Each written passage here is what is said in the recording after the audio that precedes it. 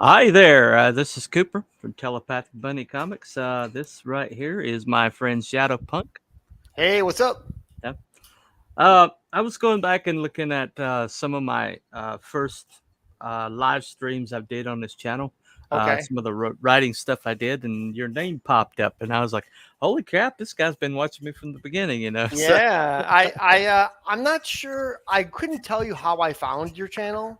Like oh, okay. sometimes YouTube will throw it at you because they think Yeah. you might be. But quite honestly, I might have been. It could be through Twitter too, right? Oh, But that's possible. Yeah. it's possible. But yeah, I've always I've watched it on and off, and Oh, one of the things I like about your channel is every channel seems to be different, right? yeah. Some people are have a different uh, y- angle. Yeah. And I like yours because you are kind of Mhm. in depth, and I can tell that you are a writer because you Yeah. have this. I can tell your brain is emanating as we speak, right? And and the, Yeah. Yeah. Pretty much. and the way that you talk about things is from that angle, Right. right? Right. Right. I'm a visual artist, so Hmm. I talk about things a little bit differently. Yeah. Um, uh, but always interesting to listen to your show. Well, I appreciate it. That's um, I use people that it's kind of like Michael Bancroft says. If they appear in your chat, they support your show. They kind of like get to move to the front of the line when they need something. So when you asked me if you could Oh, come on and do a right stuff, I was like, yep, absolutely. Oh, cool. Well, I'm lucky, I guess. I didn't even realize that would be ever pay off, right?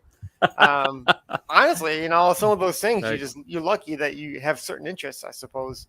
Yeah. Um, Well, it's just your channel's small enough you can still like recognize names and see people move in right, right. and yeah, you most I see you the most when I do the 3 o'clock shows, so I assume that you have some strange work hours or something. Um, I right now I wake up at around 6:30 and I go to mhm. bed hopefully at 11, Oh, okay, which is okay, your show is perfect because I'm always working hmm, at that time. right, But some of the shows are on so late, and yeah, yeah, I have to really struggle to stay up late. Um, mm, right, so there's a toll when you wake up in the morning if you stayed up yeah, late. Yeah, I sound like a total wuss, right? But at a certain point, it does take a toll. I'm not yeah, I'm not 30 anymore. You know, yeah. Who is R- really honestly, I except 30-year-olds and they all act like they're old men, so you know. yeah, right, Uh, right. oh, it's just the world sucks, you know. Well, they just shut up, you know. uh, um, uh, but yeah. So I work third shift, so those late night shows I might be able to listen to them at work, but I can't really participate that much. I I kind of risk Bancroft because sometimes I get into chat on Bancroft, but oh, he's sure. always because 11 o'clock's when my shift begins and there's enough, you know. I have like one boss lady, and I kind of know where she is at the beginning of the shift, so I can like kind of I stick gotcha. around. Yeah, but Well, yeah, one but one thing I have ear protection and I have earbuds, so that's oh, I good. noticed that. Right. Right, right. Um, But one thing I noticed about all the podcasts, the shows people have, is that they are mhm, all different, but yeah, they serve a really powerful function for Comicsgate. yeah, Without them, Comicsgate would kind of be nowhere. It would be yeah, very limited, right? It'd be right, images right, only, and I think it's quite tremendous that because there's a lot of people that aren't like creators like you are, but yeah. they're just fans, right? Well, Michael Bancroft was saying the other night he said the channel doctor is in. They did like a special show because evidently Joe Sontag had to cancel on him. Um, but he brought this guy on that had like 700 subs after 3 years, and that guy was like, "I'm stalled. I don't know how to." And he was telling that guy, he's like, "Well, yeah, I don't see any live streams here." And he's like, "The power of CG is in the live streams where the interaction with actual people and people, because majority of CG is not the creators, not the people who are shilling books or anything. They're the people who are, you know." interested. They're bred in circuses, you know, or the people in the yeah, and Bread and circuses, right? right, yeah, Perfect, right? right. Which you know, and he was talking about you know, there's other like the he was talking about he was streaming against the ballers, you know, Oh, okay, right. and and he's like, well, you know, that really brings in new people. It brings in like and he says, but a lot of us older, you know, people been in CG long enough, they're like, oh, somebody's getting drunk on a stream, you know, you know, moving on. Right. I want something more productive, you know. Uh, Yeah, but it's funny that different people want different things. hmm, And yeah, let's just say logically you think X is the best, right? yeah, And I right, think X plus Y, a little bit of Y is the best. It's that right, formula that you don't know. And by the way, you're never gonna get well, you might, but yeah, some people they want high energy, right, right? And some right, people yeah, want cerebral content, yeah, right? They want something deep and they want to talk about it and they want right, smart people to think about things. And yeah, yeah, sometimes, Ethan's good at maybe some of those combining that, right? right, Because he right, has a big personality, but he's also pretty smart, you yeah, know. Michael Bancroft I can tell he's pretty savvy. He's pretty smart. yeah. I paid attention to what he talks about, and he knows this stuff. Well, he plays dumb better than just about anybody I've ever seen, though. Yeah. Because yeah, I guess it's the accent or something. You're just like, oh yeah, you know, mate, you know, and things like that, and then he says something so astute, and I'm like, There you go. That's a you know, telltale sign. yeah. Plus, you read the Lucent, and nobody that is low on intelligence could have come up with that. I mean, nobody that. Totally. Yeah. I mean, And you think he's galaxy brain, then you read the Lucent, and you're like, yikes! yeah, Then there's you're a like, lot. okay, There's a lot there. And I yeah, actually, so when I started, I needed some direction. yeah, And I went on just a private chat with him for about 3 hours, and he kind of oh, helped me talk about yeah, this, that, and the other thing. And so I was like, I got to get this guy's book because right, what I see is really gorgeous. His colors are gorgeous, and yeah, I visually I really liked it. So, but mm-hmm, when I got it, I could yeah, tell that the way it's put together is something I want to copy, yeah, right? And I mm, it costs more money to do the Perfect Bound book than it does mm, Staples. right, yeah, So if I can, yeah. hopefully, I would like to Perfect Bind it because it feels like more of a finished product.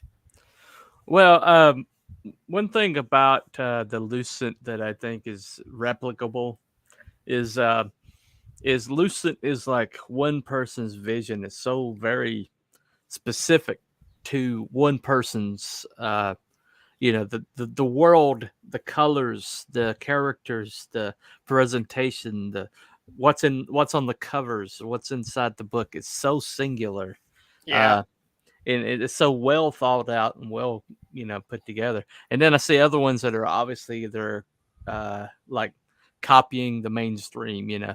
The back looks the same as the mainstream. One guy like that I have handy here, like this book here. Oh yeah, that's cool looking. This, yeah, he definitely took some ideas from Michael. That's the Battle Brick Road from Eric Weathers. Well, my book is mine is kind of like that as well. I Ah, think I'm working hard to give you my point of view.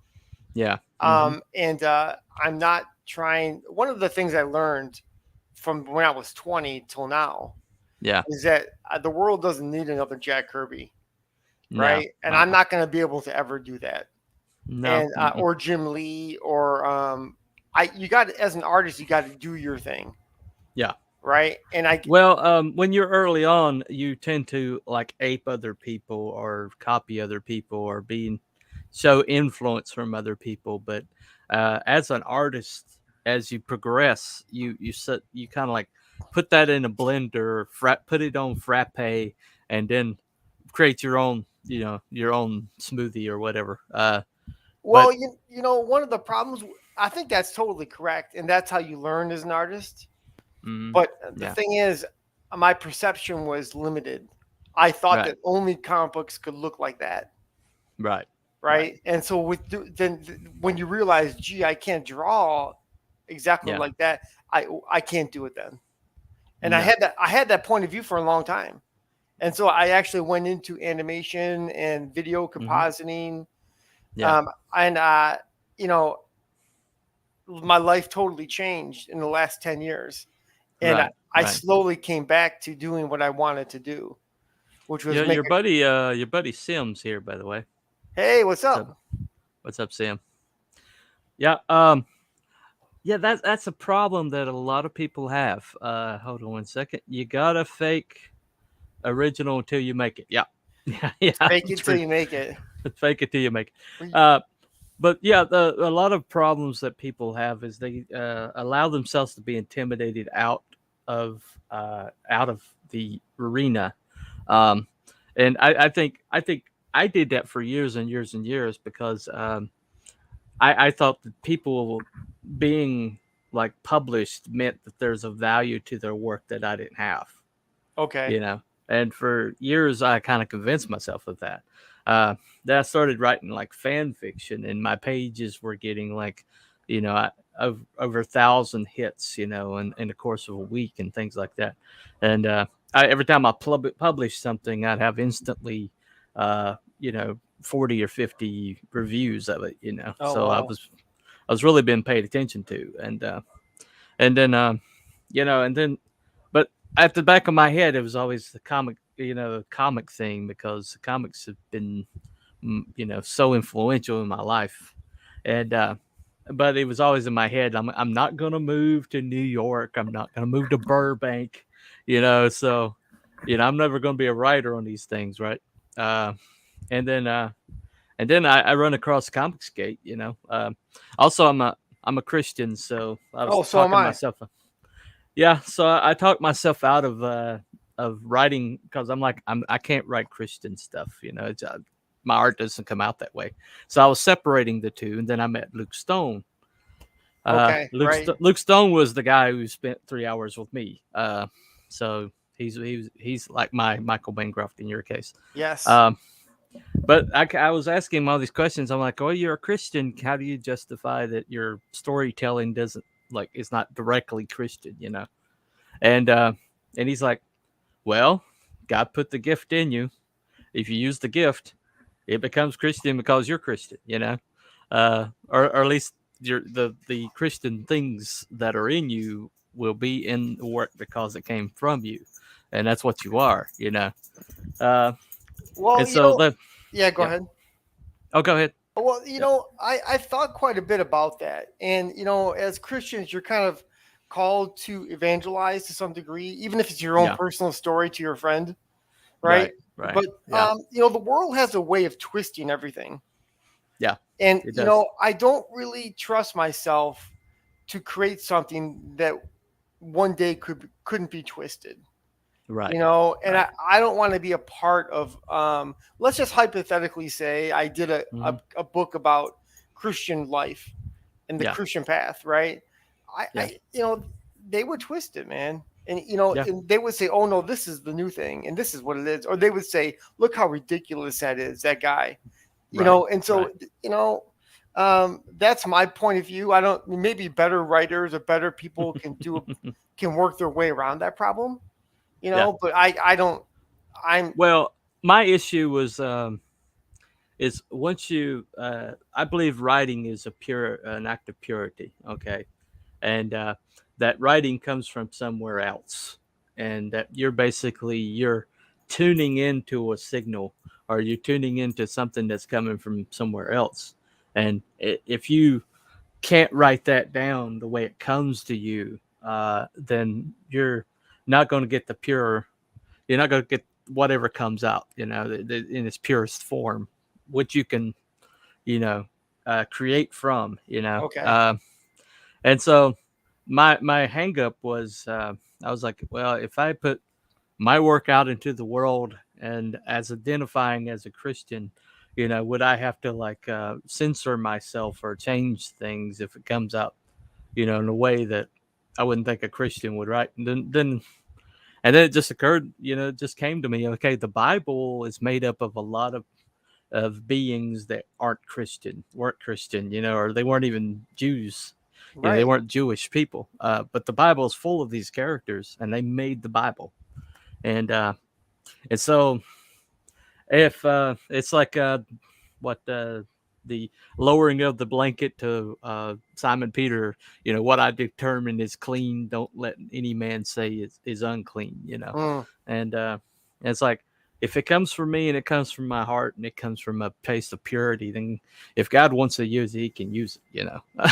So, I think that is another point. It's a good point because maybe the path isn't for you to retell the Christian story. Your path is to be a good example.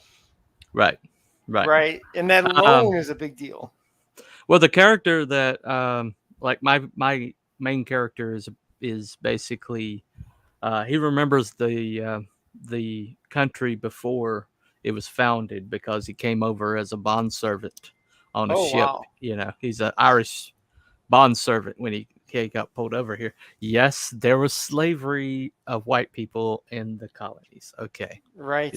Yeah. Right. Anyway. Well, there's that whole thing too that always mystifies me when people talk about slavery. I'm like, okay, that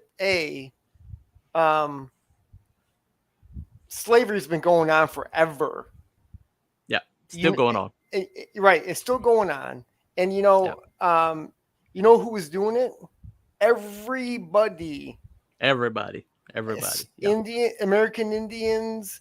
I think, and you just let's just hold on, guys. Hold on a second, and that's when it's being manipulated and used to manipulate people. Yeah, it doesn't match the narrative, right? But anyway, so this guy is he kind of like remembers the world that was, and he kind of has these set of beliefs about what the country is, and so he kind of holds that belief inside of him, and so he goes out into this country that's been altered and changed to where there's a permanent underclass of powered people. Wow. A governmental has. Once he went down, the government basically took over the powered people. Sure, they did. Totally. Yeah, and so it's just like permanent slavery for them. He does this every day. Give me 1 second. Okay.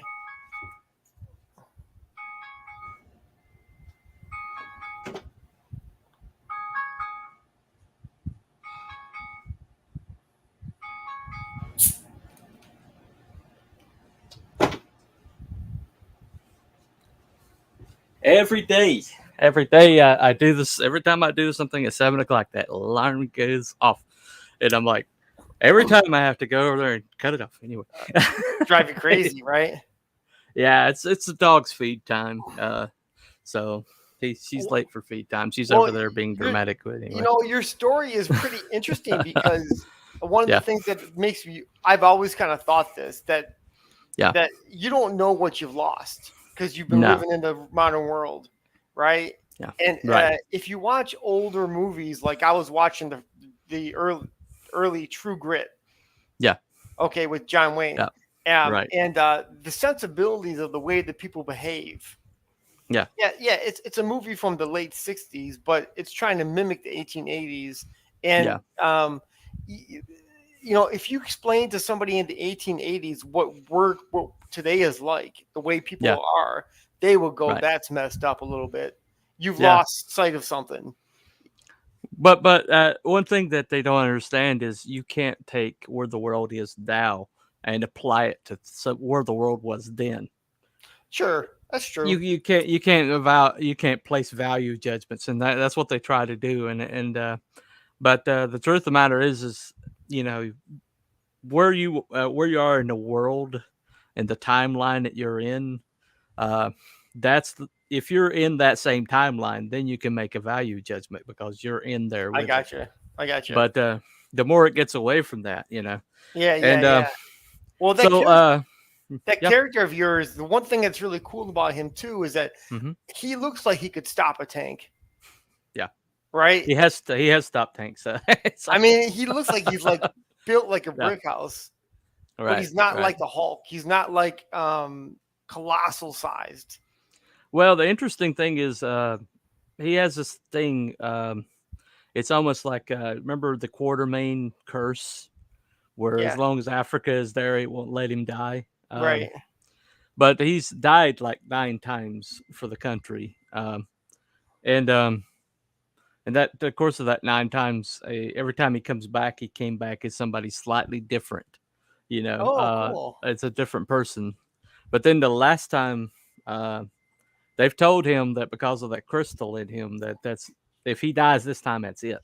Oh, cool. And yet he's still doing the same thing. He's still diving into danger, and that's the interesting thing about him. If he dies this time, they've told him for years, okay, you're gonna die. You know, your regeneration is no longer active, which is why he's aged. You know, but you know, slowly, but he's the aged. cool things about science fiction and the comic is that anything can really happen, right? I mean, you could plug that guy into something and he could get recharged. Whatever you can dream up, that's cool. Yeah. Right. Yeah. That's a fun. Comic books are such a pure art form. It is. And every book is different. Right. Which is fun too. So, your character, the mole, I found that intriguing. Tell us about the mole. Yeah. Okay, so he is Shadowpunk's mentor. Mm-hmm. And he has been living in Detroit in the future. My book takes place in the future. And he's been fighting the fight against the guild for years. And he is the technical wizard behind everything she wears.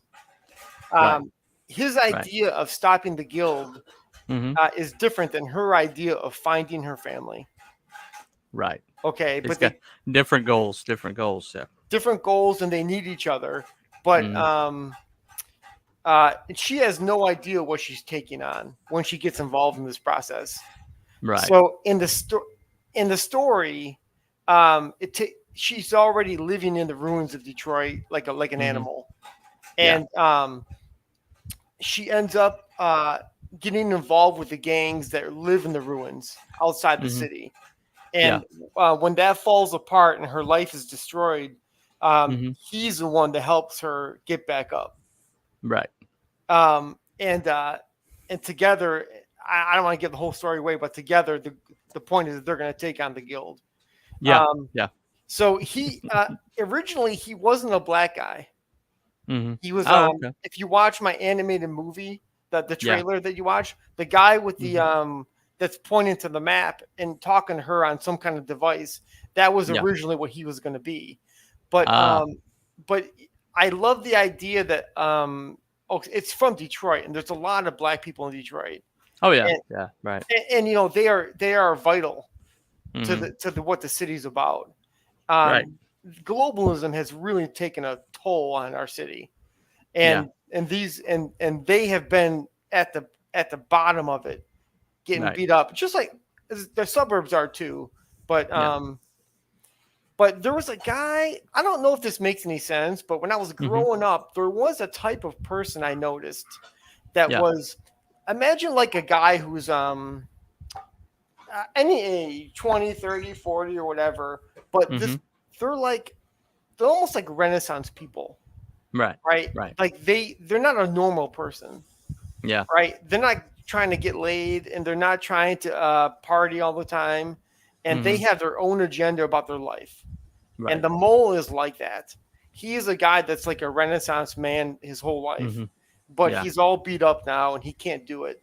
Right. And there are other pockets in the city of other people that are under quote unquote underground fighting the good fight. Just some people are left. So 80s make consumer. Yep. Hell man. And anyway, part of the premise of the book is that in real life, this city is totally controlled, and it has been obliterated and cratered by these globalists of every type of fashion. Oh, right.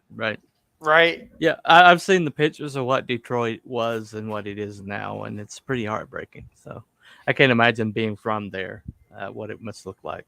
Well, and the thing is, I know that people say this about other cities, this, that, and the other thing, whatever. People from Detroit are tough because they've been through it and they can handle it.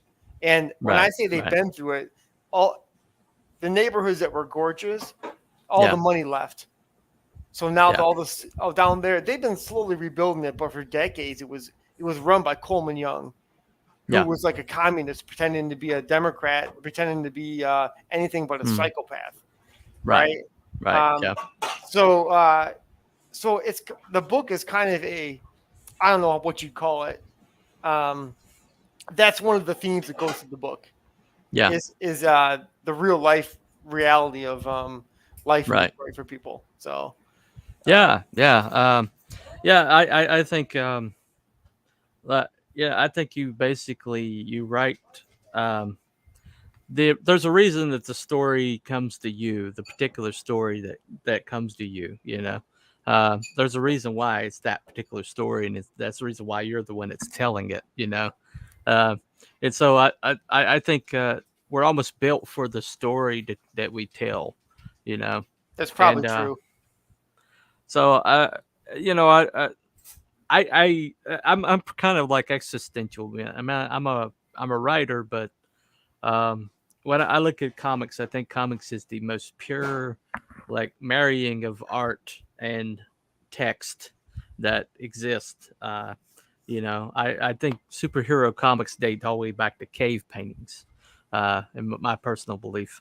Because you see the gigantic mastodons and the little men fighting it, and it's a heroic tale, and there's no way they killed that mastodon that size, but then you see the mastodon dead next panel over.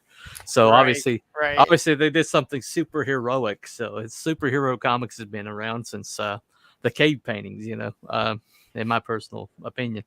But the thing about it is it makes you strive. The hero narrative makes people aspire to something. It gives them courage. It gives them strength. It makes them feel like, okay, I need to get involved. I need to do something. Well, I'm, as I said, I'm not really a trained writer. No. Right. So I couldn't go to school on writing the way that maybe you've been. Right. No, I haven't been. Oh, well, way self-taught. I couldn't go to. So I had to break it down the best I could. And what do people relate to? How can I tell my story clearly?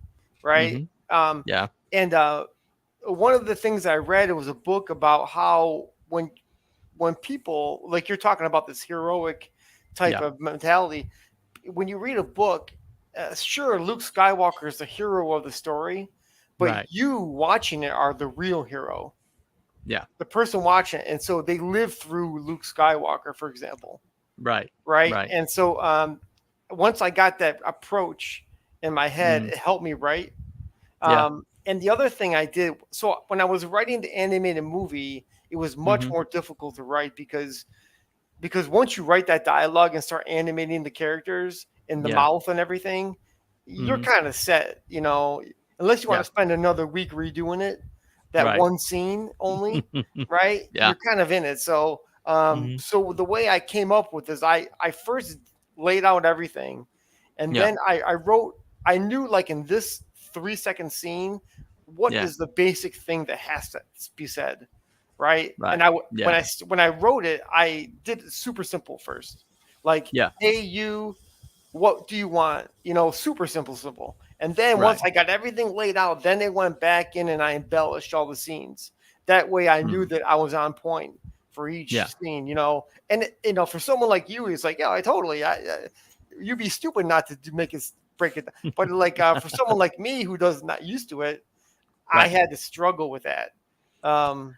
Because not everybody can write. It is a gift. It's a skill. It's definitely a skill you have to acquire.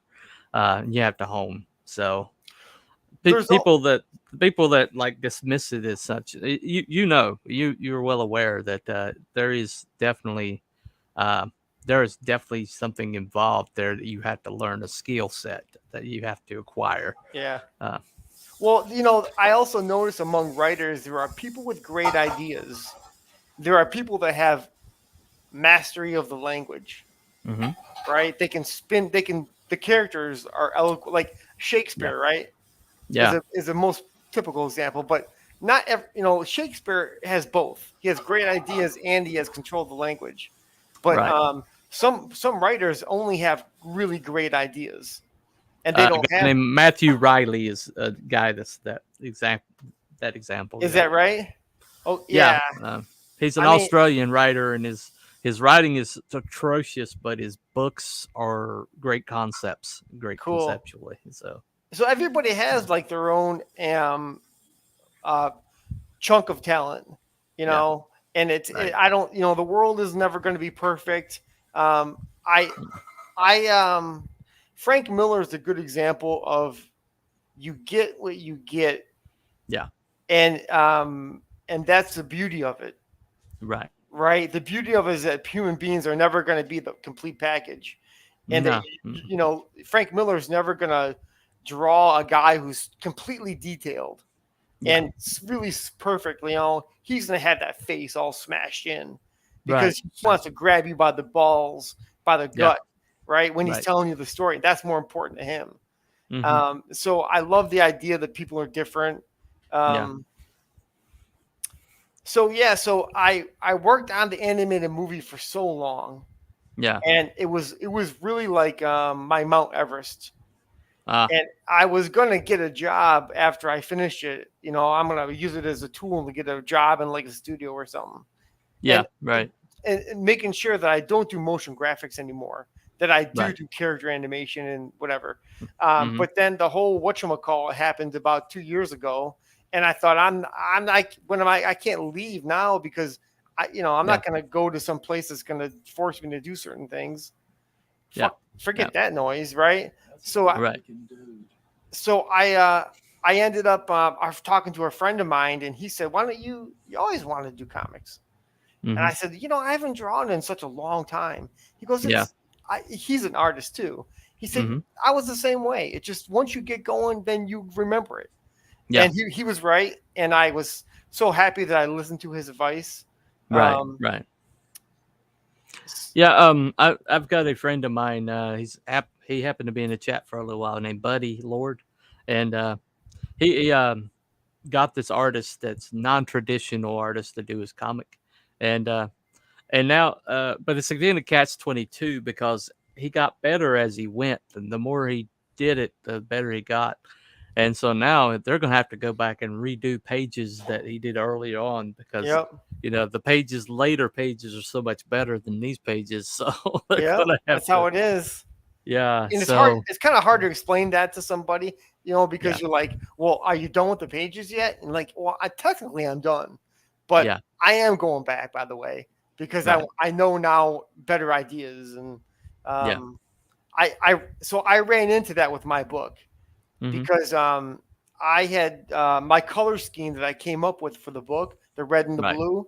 yeah, Um, I didn't get that until I really started working on it.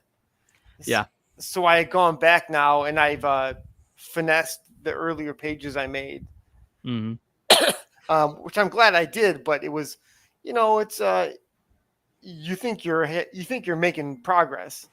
You figured out your design language halfway through, then, right? Exactly. Yeah, But it's a bummer because you thought you were making progress, right? And right, then you're like, yeah.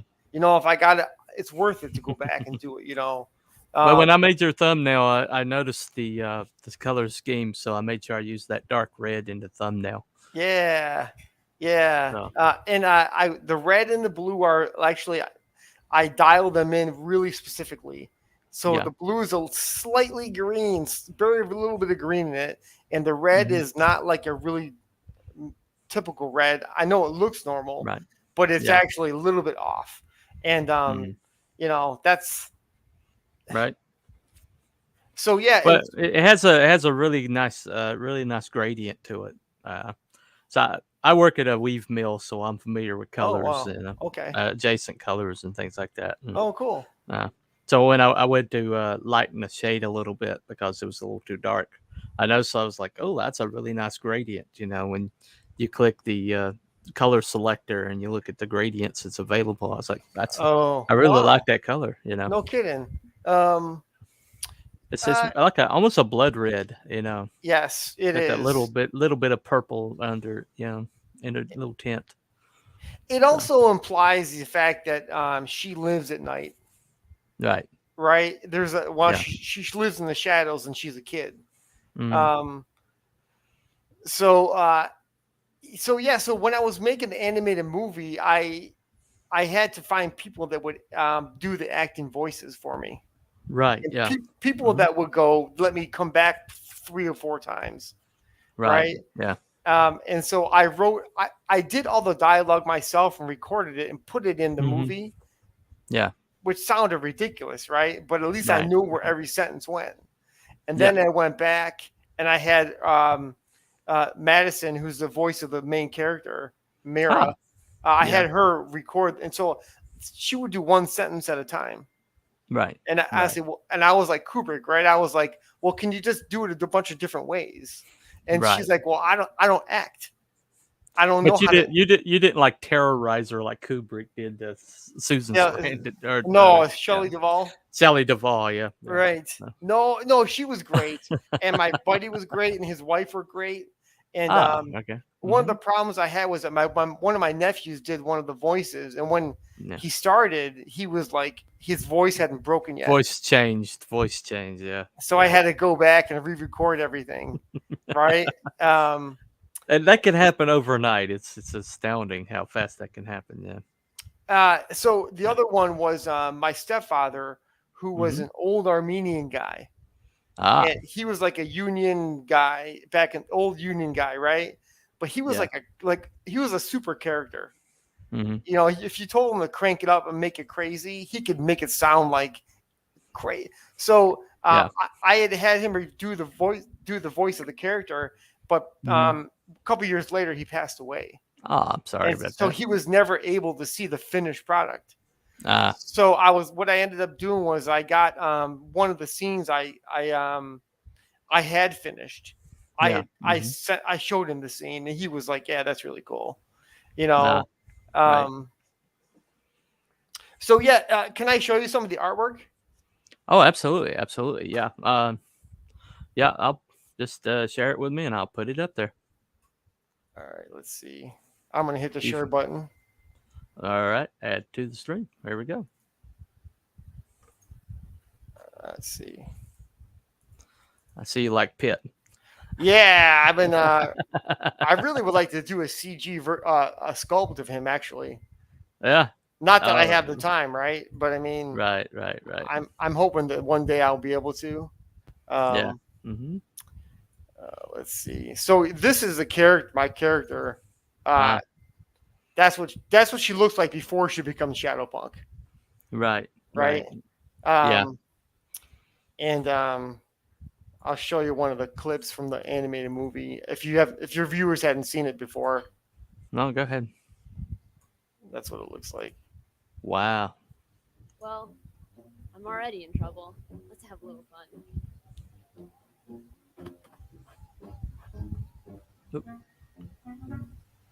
Right. That's incredible. Yeah, thanks. That was one of my. That's where I kind of really. I mean, doing the hair was a challenge. Technically, hair in CG is a whole different ball game. Right. Yeah. Definitely. If you go to a studio, they will actually have only people that do hair. They don't do anything else. Just like in assembly line, right? So yeah, she is really the main everything about my whole system, my whole story. I mean, right. So over the last year, I did a bunch of promotional images for the comic book. This is one of them right in the center. And it's got characters from the animated movie, like her father and her mother and these guys, but it also has this guy, the mole, and it has this guy's from the animated movie. I wanted to make an image that had a bunch of everything, to represent everything. Is this animated movie online that people can watch it? No, not yet. I'm going to Not launch yet? it in a couple weeks for people to watch. Right? Just before I launch a comic book. But they'll be able to watch it for free on YouTube. One of the things I noticed was that watching video on live streams is not great. No, they never go.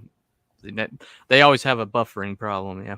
So unless you give it to me ahead of time and I can download it, upload it or whatever. All the detail I put into the characters gets blasted away, right?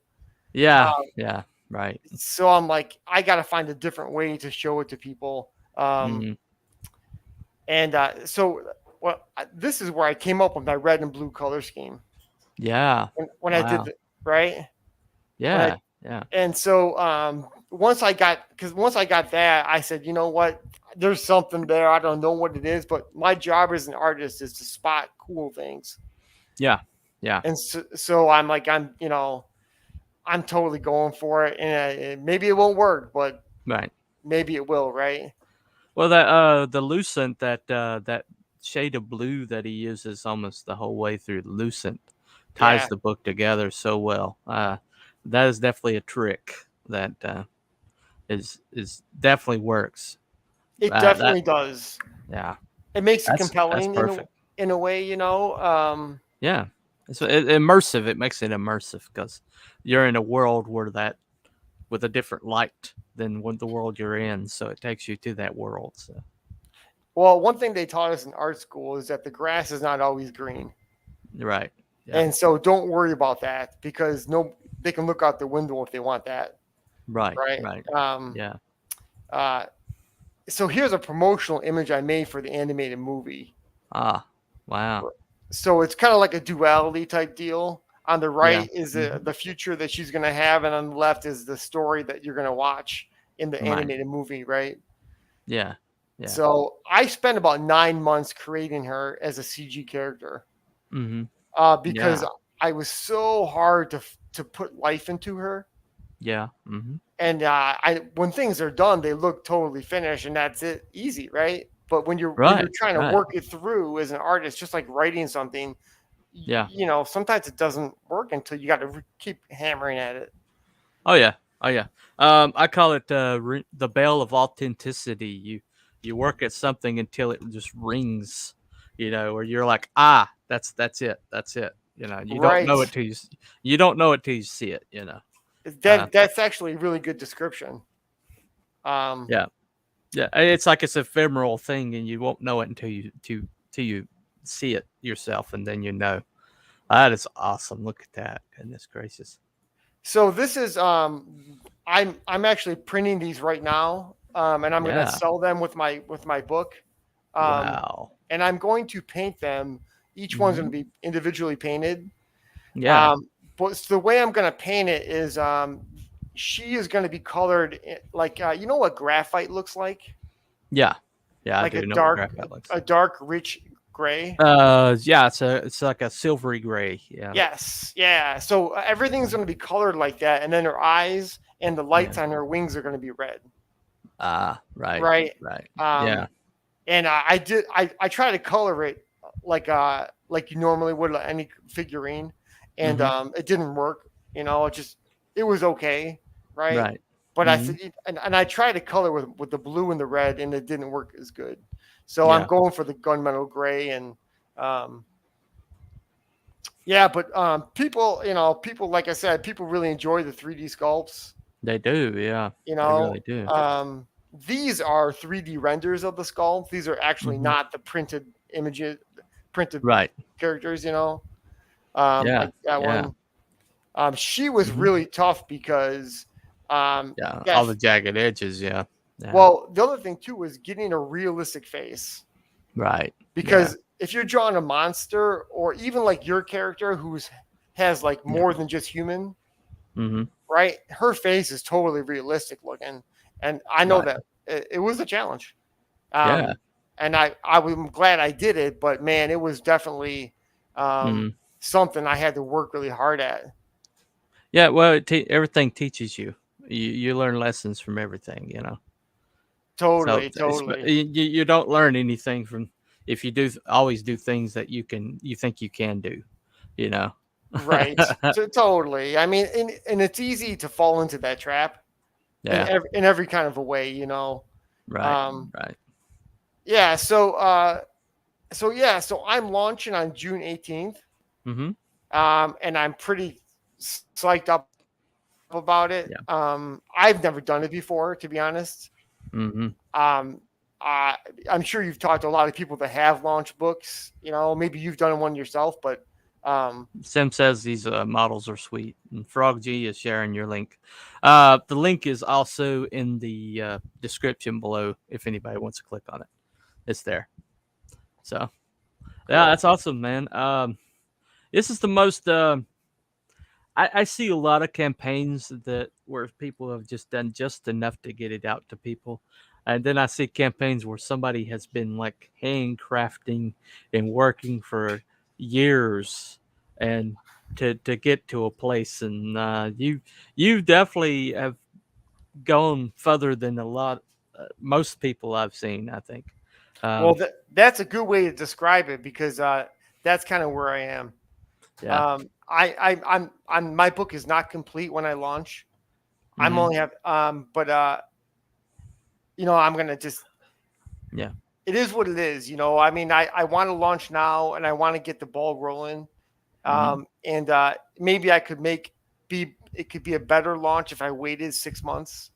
Yeah. But I thought to myself, if I do that, I'll just I could flounder, Yeah. right? And I so the other thing too is I'm doing everything. Yeah. So penciling everything, inking everything, Right. obviously coloring everything. So You've got a convert over here. Everything oh, sounds great. hey, what's up, man? Yeah, the health chat mojo's now turned up to 11. Yeah, okay. Believe it. Yeah. That's cool. Uh, um. Well, I think June is a very good month. There's not a lot of people launching right now, and it's a like blockbuster season. So Oh, having a animated movie along with the comic, and having figurine like that. Plus, I'm sure you've got more accoutrement. This level of preparation that I've seen in your is pretty staggering. I have to oh, admit. cool. Thank you. Yeah. Yeah. So while I'm on the show, I'll In other just, words, you're not messing around. That's dude. basically the This bottom is line. You I'm are in not it messing around. to You're the in it, grave. man. I'm in it, right? Yeah, Um, yeah. so when I launch, the first person, person who gets a number one backer. Uh huh. I don't know, by the way, how people do it that fast. Yeah, Because right. I tried. I'm desperately trying. I'm going to try it tonight with Reaper Destroyer. But Yeah. the first backer is going to get a free I figurine. think some people's got a supercomputer or something. I don't know how they able to do it. Yeah, it's super Yeah. fast. You It's like know. the people. It's like the people on eBay that always get everything last second. You know, how the hell did you do it? You know, it is. Frog G says challenge accepted. Do it, man. I want so yeah. So whoever is number one will get the free Yeah. figurine painted. Ah, And right. I'm Hmm. totally, part of the thing is I want Yeah. people to get my thing, my like my the way I do things, Yeah. my Hmm. artwork. I want them to have my artwork. Right. So I'm excited. I'm not going to Yeah. make money on the figurines at all in the end. Mm-mm. I'm good. I No. bought the 3D printer and I've wasted a lot of money just trying to make it work. Right. Right. But it's part of my thing, and I think Yeah. I'm excited to do it for people. Well, the most important thing about CG that I've noticed is being noticed. You know, you need to be noticed. You have to find a way to be distinctive. You know, whether it's a memorable name or it's a swirling bunny. You know, or Right, just you have to find a way to get noticed. being And distinctive. yeah, and if people have seen you around, if they've had interactions with you, if they've seen you like super chat or seen somebody call you out that they respect, if if somebody like mentions you by name on a stream, which happened to me with EVS, but Oh, cool. he actually EFAP'd a video of mine where cool. Which I don't know what he's expecting me to do, but basically I was like, I didn't think you'd ever see my stuff, so I ran my mouth, and that's not how I was raised, and I apologize. So that was what the video was. I gotcha. I think he was expecting me to double down, but I saw that coming, and I was like, I need to get out ahead of this. I need to, make sure people know I'm not hostile, Well, what's funny is that you can tell that both of you are very savvy people, because you could see multiple steps ahead of yourself, and you could also see that maybe you made a mistake or something. I don't know what the scenario was, but he's very savvy, Ethan. Right. I can tell by the way he talks, like we were talking before. So that's a brilliant extravagant wit or a dinosaur, yeah. Right. Most of us are dinosaurs, I guess. Well, but he's talking about Buddy Lord with his Velociraptor, our avatar. Oh, is that right? Okay. Yeah, he has an actual dinosaur that speaks when he for him. It's pretty incredible. Oh, I think I've seen that. Yeah, I've seen it. Yeah, that's right. Yeah, the thing was realistic looking too, and when he hops away from it, it just kind of like starts staring at you. You're like, is that thing tame? Right. It gets a little terrifying, but anyway. Well, it's also one of the things where, like, you and I are of a certain age, we're like, that's fucking amazing. But, right. The kid who's 15 is like, I've seen that 100,000 times. Oh, that's downloadable. That's downloadable. I can do that today. Right. I put that on my phone, and I can do, and I'm like, for you and me, we're just blown away. One thing the internet age has taken from children is a sense of wonder. I mean, they've seen everything by the time they're 8. Yeah. we used to actually explore things. We used to like discover things. We used to like ooh and ah, And now it's like, I can do a virtual tour of the Louvre. I might as well have been there. But a good example of that, what you just pointed out, is video games versus role-playing games.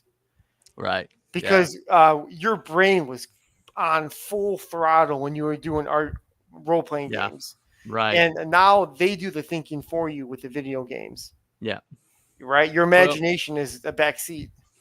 Right. Well, we my group, Genesis Crew, we're developing our own RPG right now as we speak. Cool. And it's going to be the writers are going to be the players, not the characters. The writers are. Okay. It's going to be called Writers Rule, and okay. and basically you're going to be like fixing other people's literary mistakes, but you're going to be using your characters to do it, right? It's basically if Plot Holes was a cool tabletop game. That's basically what we're doing. That's cool. But, we're developing it right now. We're doing some run throughs and tests.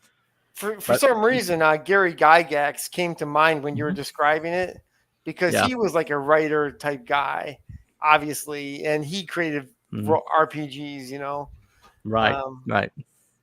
Well, what we were hoping to do though is we're hoping to do a RPG that's fun to watch on the live streams, because we've seen people try the RPGs on live streams, but then it gets bogged down. So we're trying to streamline it to where it would be fun to watch. And so we're specifically making a RPG that can be played on live streams and be entertaining. Really cool. So I mean, that's our plan. We're hoping it'll be successful. So how do you test that out until you get what you want? Well, we're just doing some like private games, and as soon as we get to the point where we're not hitting snags every single game, where we have to adjust something or tweak something, we'll try like a test stream and see if we can get people to watch and find out if they enjoyed it or something or not. Yeah. So I'm kind of curious on a totally different note. Go ahead. So I want to guess. I want to take a shot at guessing at what part of the country you're from. Okay, go right ahead. Okay. And so I have family that lives down south, and I've been down there. You know, I'm not an expert, but I'm old enough to try to. Okay, so I don't think you're from Carolina because you don't have enough twang in your voice. Okay, you have a little bit, maybe you have a little bit. I'm not saying you don't have it, right? But you could be from Georgia. Okay. You might be from Tennessee. So those are my Tennessee, Georgia. Yeah. I would probably guess those are the two I would guess. Well, you're pretty close because there's a part of North Carolina that touches 3 other states. And I'm pretty close to that part. So so you're like Western North Carolina? Western North Carolina, yeah. Oh, cool. I drove through there a couple years ago to go down there. And it was through the middle of the night I was driving, right? Right. But my uncle lived in Chapel Hill for years. Right. And he had a little bit of what you got, but he was much harder. Right. Yeah. And he had energy for 2 people his whole life. And it was one of those characteristics that not everybody has. And he was like, "Hey, do you need a mailbox? I can make you one." Well, you know, I guess. Well, you've evidently got that in you because you need a chick that's covered in diamonds. I can make a 3D sculpture, you know? Right. That's true. That's true. He taught me well, I guess, this guy. Yeah. You definitely have the entrepreneur spirit in you. I mean, I have to say from top to bottom, this is the most well thought out, impressive display of ingenuity I've seen in one of our campaigns so far. Wow. I thought that Aerith Saga, he was like the kind of like the innovator, but you've definitely pushed. Well, you definitely pushed him a little bit here. I'll tell you. I mean, I don't want to back myself into a corner because I'm not as smart as that guy is. I'm going to tell you straight up, and I'm not. The whole part. I watched some of his videos. He knows how to sell and how to work things, and I'm like, geez, I'm just an artist, man. this guy's got to figure it out. You know? Yeah, he's good at packaging. He's very good at packaging. Super smart. Definitely. And I got his book. He's Dwarf versus Lion. I got both of them actually. Are you Team Lion or Team Dwarf? I bought both of them. You bought both? Yeah. I went with Lion, man. I'm sorry. Really? He'll be picking those dwarfs out of his butt crack for a while. I'm sure, totally. You know, you ever seen those guys who? There's one guy in South Africa that he raises lions in these giant pastures, like enclosed pastures. So, but he goes in there with them. Yeah. And he goes in there with the panthers. And they only trust. He's the only person that can go in there. And he's known them since they were babies. So, you know, it's a little bit of Daniel in the Lion's Den. You're like, whoa, you don't see this every day. No. Yeah, it gets a little. Some of those people have this casualness around these gigantic, creatures that can, if they get a notion, we'd eat them alive. Totally. That does kind of intimidate me quite a bit. It does. I mean, I think that often because you're right. If that instinct kicks in, and they get confused one day. Yeah. Right. Because are you catching them? They just woke up and their instinct. They're acting on instinct. Yes. Yeah. And they'll probably regret it for a second before they're like, he is pretty tasty, Oh, wait, did I just eat him? He's the guy that feeds me every day. This is awkward. Yeah. But anyway, yeah. Right. Anyway, so this is a very impressive campaign you got here. I'm really looking forward to watching the launch at January 16th, you said? January 18th, which is a Saturday. 18th. Okay. June 18th. I'm sorry. Yeah. I said January. That was me. Everything's January. June 18th. June 18th. Yeah. And that would be okay. Cool, man. Anyway, I hope we helped you out a little bit. Yes. Maybe got you some attention, got you a little boost, feel free to share this link to this, for people to watch. Sure. Absolutely. And anyway, so that's been an hour. I usually try to keep these to about an hour. Yeah, so that flew by. Yeah. Enjoy talking to you. You're fun to talk to, man. Totally. Anyway, so this has been Cooper from Telepathic Bunny Comics. This has been the Shadowpunk. And I am here to say that the bunny says that Shadowpunk has the right stuff. So anyway, thanks, man.